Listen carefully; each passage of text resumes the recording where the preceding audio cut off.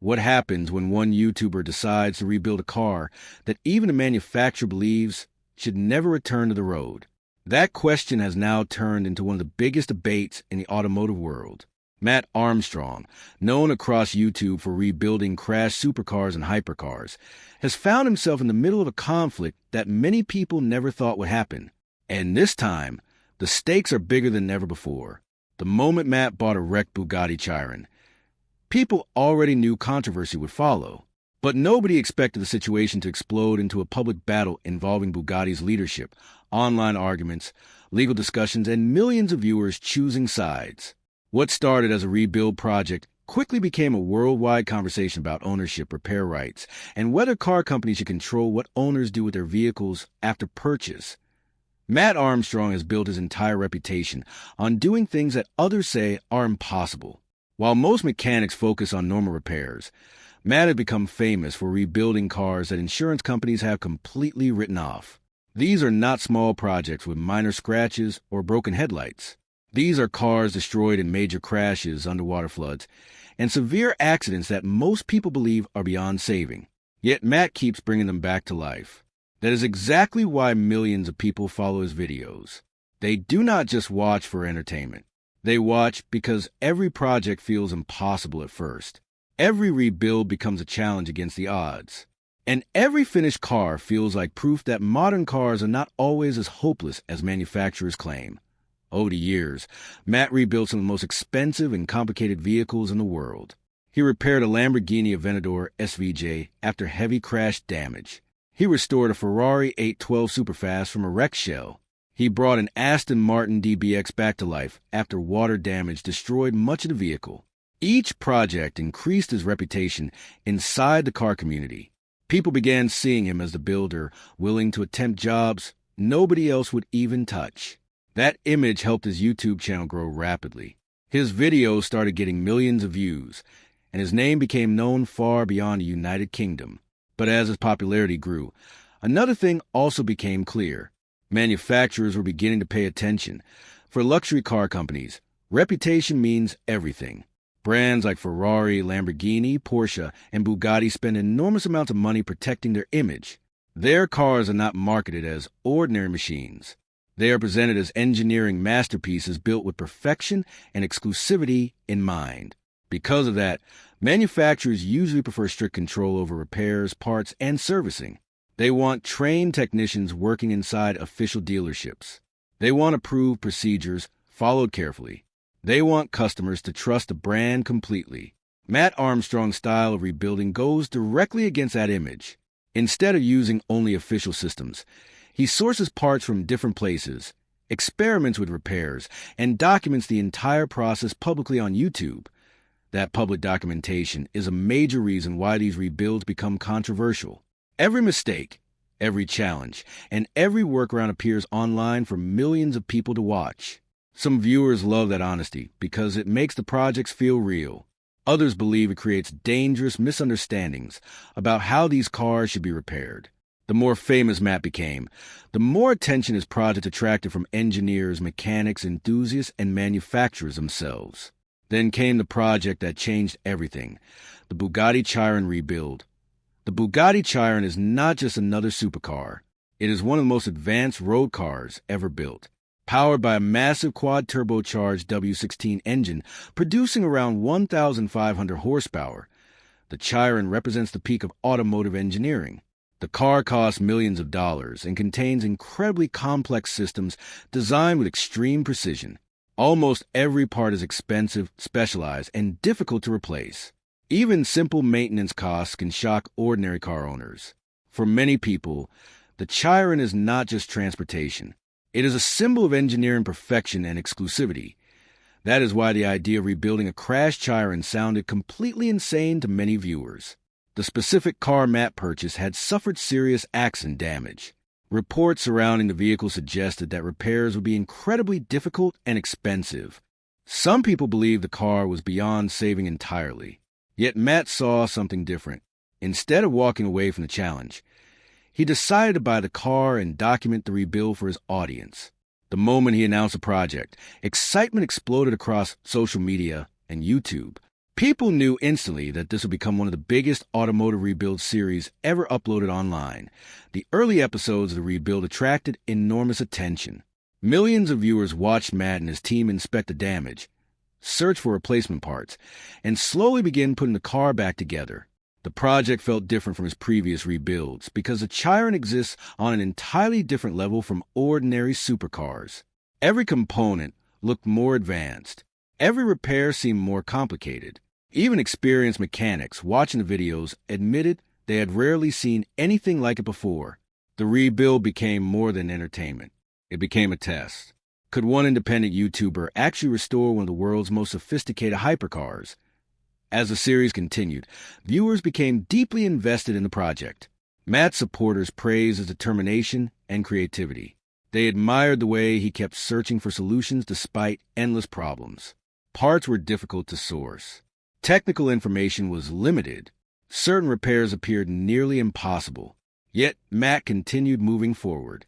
Episode after episode, the Chiron slowly began looking more complete. The audience watched the car transform from a wreck into something recognizable again. That transformation created excitement across the internet because people love impossible comeback stories. The Chiron rebuild felt exactly like that. However, the deeper Matt got into the project, the more tension started building around the rebuild itself. Some viewers questioned whether certain repairs should even be attempted outside official Bugatti channels. Others wondered if replacement parts were completely genuine or sourced differently. Online discussions became more intense as automotive enthusiasts debated the details of the build. Every statement made in the videos received heavy attention from viewers analyzing each frame carefully. But the biggest moment came when Bugatti leadership itself entered the conversation. Mat Rimac, the CEO connected with Bugatti Rimac, is not a typical corporate executive. Unlike many business leaders who stay far away from engineering discussions, Rimac built his reputation through technical innovation and performance engineering.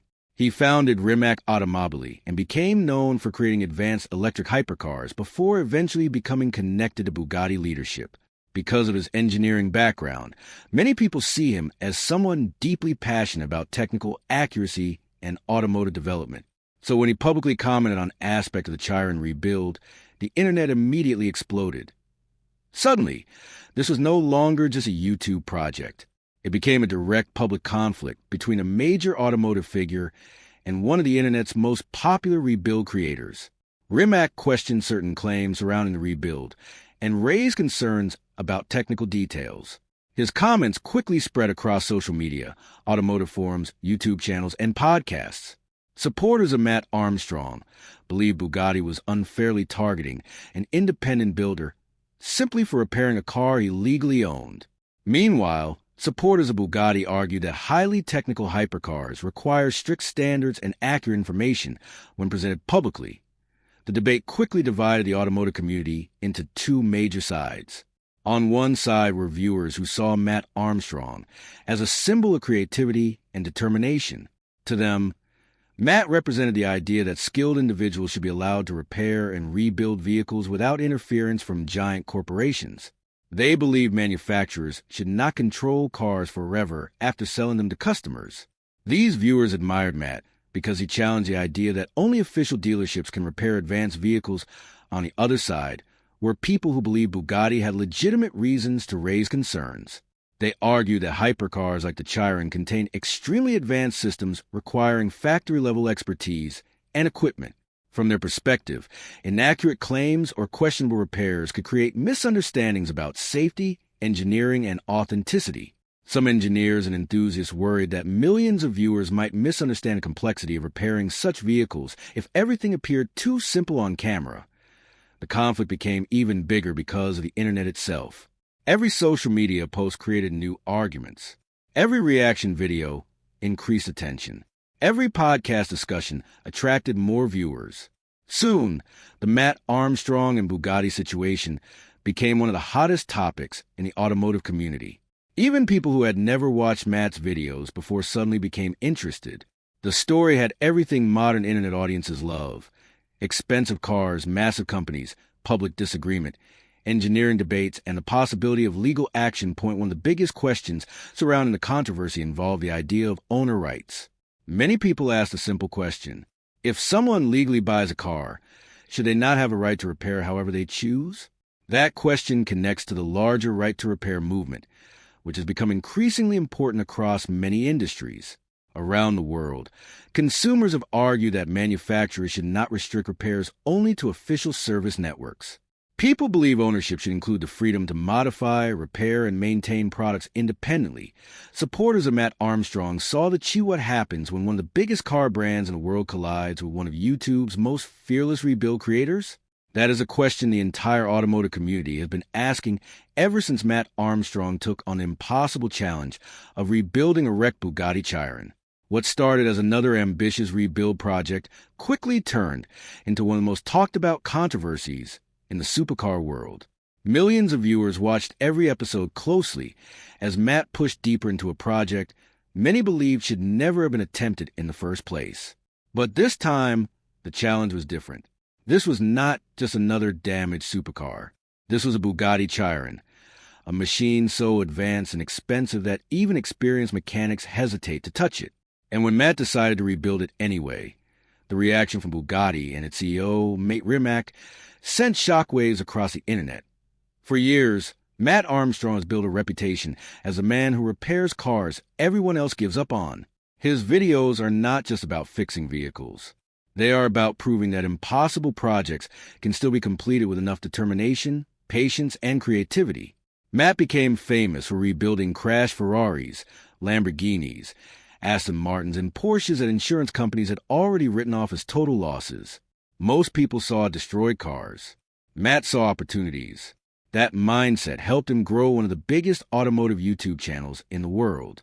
His audience follows him because they know he is willing to take risks that most mechanics and creators would never even consider. One of the reasons people admire Mat Armstrong so much is because he documents every part of the process openly. He shows the problems, the failed attempts, the broken parts, and the frustrating moments. Viewers feel like they are part of the journey instead of simply watching a polished television show. That honesty helped him build trust with millions of subscribers. It also created a strong emotional connection between him and his audience. So when he announced that he had bought a wrecked Bugatti Chiron, excitement exploded across social media almost immediately. People could not believe someone was actually going to attempt rebuilding one of the most complex hypercars ever made. The Bugatti Chiron is not an ordinary supercar. It is considered one of the greatest engineering achievements in automotive history. The car costs millions of dollars and produces incredible power through its massive quad-turbocharged engine. Every part of the vehicle is designed with extreme precision. The electronics are incredibly advanced. The carbon fiber structure is highly specialized, and many repair procedures can only be completed through official Bugatti systems and approved dealerships. Even small repairs on a Chiron can cost enormous amounts of money. That is why many people believe Mat's rebuild project would fail before it even began. The specific Chiron Mat purchased had already been involved in a serious crash. The damage was severe enough that many people believed the car could never safely return to the road again. Reports suggested that repairing it through official Bugatti channels would cost an unbelievable amount of money. According to the story surrounding the car, it had essentially been declared beyond saving. For most people, that would have been the end of the story. But for Mat Armstrong, that was exactly what made the challenge exciting. As soon as the rebuild series started, the internet became obsessed with it. Every upload attracted massive attention. Fans wanted to know whether Mat could really rebuild a Bugatti Chiron without factory support. Each episode created more suspense because the problems became more difficult with every step. Mat needed rare parts. Complicated systems had to be repaired, and many components were designed in ways that made independent repairs extremely difficult. Still, he continued pushing forward. His audience watched closely as he searched for solutions to problems that even professional dealerships rarely face. One of the biggest sources of controversy came from Bugatti's refusal to fully support the rebuild. According to Mat, getting official parts and technical help was incredibly difficult. This immediately started a larger debate online about manufacturer control and owner rights. Many viewers argued that if someone legally owns a car, they should have the freedom to repair it however they choose. Others believed Bugatti had the right to protect the safety and reputation of one of the world's most valuable hypercars. The discussion quickly became bigger than just one rebuild project. It became part of the wider conversation surrounding the right to repair movement. As the videos continued gaining popularity, the situation became even more dramatic when Mat Armstrong publicly reacted to the rebuild. Mat Armstrong is not just a businessman. He is known throughout the automotive world as a highly respected engineer and innovator. He built Rimac from a small garage project into one of the leading names in electric hypercar development. When Bugatti became connected with Rimac, Mat became one of the most influential people in the supercar industry. Because of his technical background, many people took his concerns about the rebuild very seriously. The public disagreement between Mat Armstrong and Mat Armstrong instantly captured the attention of the car community. Social media exploded with debates. Some people believed Mat was simply defending the technical standards and reputation of Bugatti. Others believed the company was unfairly attacking an independent creator who was simply trying to repair his own car. The controversy spread across YouTube channels, podcasts, Reddit discussions, and automotive news pages. Everyone suddenly had an opinion on the situation. Supporters of Mat Armstrong argued that he was being treated unfairly by a giant corporation